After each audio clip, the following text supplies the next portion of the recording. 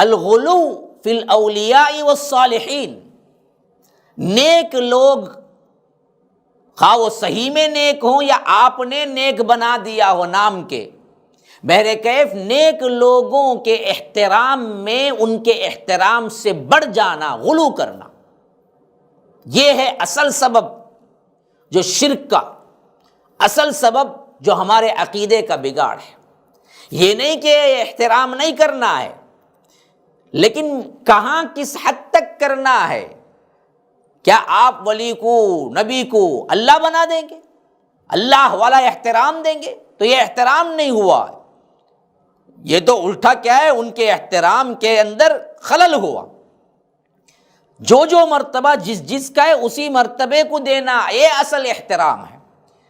کوئی چپراسی کو لے آ کے ہیڈ ماسٹر بنا دے تو اسے احترام کہیں گے؟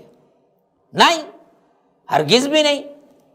کوئی نارمل ماسٹر کو لے آ کے ہیڈ ماسٹر پرنسپل بنا دے اور کہے کہ میں احترام میں کر رہا ہوں تو آپ مانیں گے؟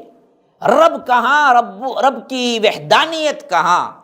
اور ادھر آپ نے بندوں کو، جو کہ اللہ نے خود ان کو پیدا کیا، اللہ کے برابر کا اختیار دے کے بٹھا دیے، یہ کر سکتے ہیں، وہ کر سکتے ہیں، وہ ایسے ہیں، وہ ویسے ہیں۔ تو یاد رکھیے یہی وہ چیز ہے جس کی وجہ سے ہمارے اندر عقیدے کا بگاڑ ہوا۔ اسی واسطے اس کی تاریخ کو سمجھنا چاہیے کہ سب سے اہم ترین جہاں سے شرک کی ابتدا ہوئی، اس کے بارے میں ہمیں روایتیں بخاری کے اندر ملتی ہیں کہ جس میں فرمایا کان الناس امۃ واحدہ۔ قرآن کے اندر اس آیت کی تفسیر میں ابن عباس رضی اللہ عنہ کا قول ہے، نعمان کا قول ہے، جو کہ بخاری کے اندر بھی موجود ہے۔ سورہ بقرہ کی یہ آیت ہے کہ سب ایک امت تھے، کوئی فرقہ نہیں تھا، کوئی اعتقاد کی غلطی نہیں تھی۔ پھر اس کے بعد ان کے اندر اختلاف آیا، شرک آیا، تو توحید پر آدم اترے اور آدم کی نسل توحید پر قائم رہی علیہ السلام۔ کتنا عرصہ؟ کہتے ہیں کہ کان بین آدم و نوح 10 قرون، 10 صدیاں اسی پر تھے، کلہم علی الاسلام، سب کے سب اسلام پر تھے، کوئی چیز نہیں۔ پھر اس کے بعد ہوا کیسے؟ سب سے پہلے جو اللہ کے مقرب بندے تھے یا ان کے پاس عبادت والے تھے یا ان کے پاس اولیاء تھے، ان کو احترام میں غلو کرنے کی وجہ سے ہی دراصل وہاں سے شرک پیدا ہوا۔ سورہ نوح آیت نمبر 3 ہے 23، اللہ تبارک و تعالی فرماتا ہے لا تذرن آلہتکم ولا تذرن ودا ولا سواعا ولا یغوث ویعوق ونسرا، کہ جب نوح علیہ السلام نے دعوت پیش کی تو دعوت کے رد میں نوح علیہ السلام کے جو مشرکین، امت کے جو مشرکین تھے، انہوں نے کہا کہ ہم ہرگز نہیں چھوڑیں گے اپنے آلہہ کو، اپنے معبودوں کو۔ کون کون ہیں؟ ود، سواع، یغوث، یعوق، نصر، 5 نام ذکر کیے ہیں اللہ تبارک و تعالی نے سورہ نوح میں۔ جو مشرکین اس وقت حضرت نوح علیہ السلام سے فرمایا کہ ہم اپنے معبودوں کو نہیں چھوڑیں گے، وہ 5 معبودوں کے نام کیا ہیں؟ فرمایا کہ ود، سواع، یغوث، یعوق، نصر۔ اور اس کے بارے میں تشریح میں حضرت ابن عباس رضی اللہ عنہما فرماتے ہیں بخاری کے اندر ہذہ اسماء رجال صالحین من قوم نوح، یہ کوئی بت نہیں تھے، یہ اس دور کے حضرت نوح علیہ السلام کے قوم کے صالح ترین افراد کے نام تھے، اولیاء کے نام تھے۔ انہی کے غلو کرتے کرتے انہوں نے کیا کیا؟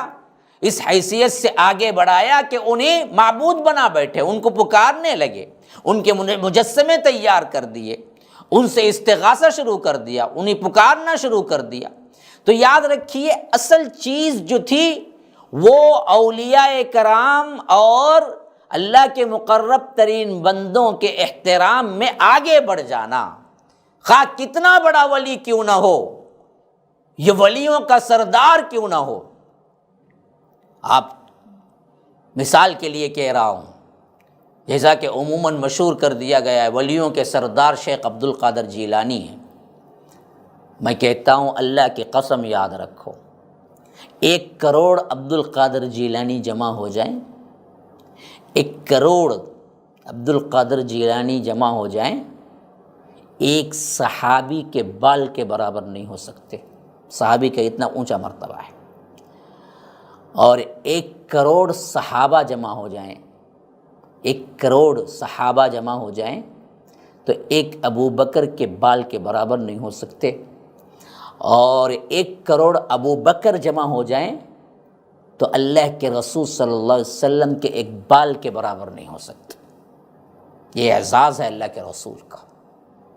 اور اللہ کے رسول صلی اللہ علیہ وسلم نے منع کیا اپنے لیے سجدہ کرنے سے، حتیٰ کہ اللہ کے رسول مجلس میں آئے تو کوئی ان کے لیے اٹھ کے کھڑے ہونے کو ناپسند کیا، اور فرمایا کہ جو کوئی یہ چاہتا ہے کہ وہ آئے تو لوگ اس کے لیے کھڑے ہوں تو اس کا ٹھکانہ، وہ اپنا ٹھکانہ جہنم میں بنا لے. غلو سے کتنا روکا ہے دیکھیے. فرمایا کہ ایاکم والغلو، لوگوں غلو کرنے سے بچو، احترام میں آگے بڑھنے سے بچو. اس سے پہلے کہ امتیں جو ہلاک ہوئی ہیں وہ اسی وجہ سے ہلاک ہوئی ہیں کہ ان کے اندر کیا تھا؟ غلو آ گیا تھا، حد سے زیادہ تعظیم و تکریم، اللہ تبارک و تعالیٰ کی الوہیت میں ملا دینا.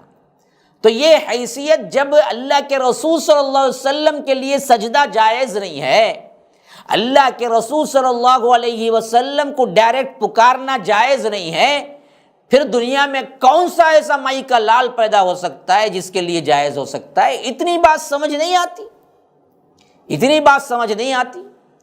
تو کسی کے لیے پکار جائز نہیں ہے، کسی کے لیے کیا ہے، آپ عبادت جائز نہیں ہے، رکوع جائز نہیں ہے، ہاتھ باندھ کے کھڑا ہونا جائز نہیں ہے، سجدہ جائز نہیں ہے، تو پھر کیسے کسی اور کے لیے جائز ہوگا؟ عقیدے کا بگاڑ جو آیا وہ دراصل سب سے اہم ترین جو بگاڑ آیا وہ اس واسطے کہ لوگ صالحین کے احترام میں آگے بڑھنے لگے.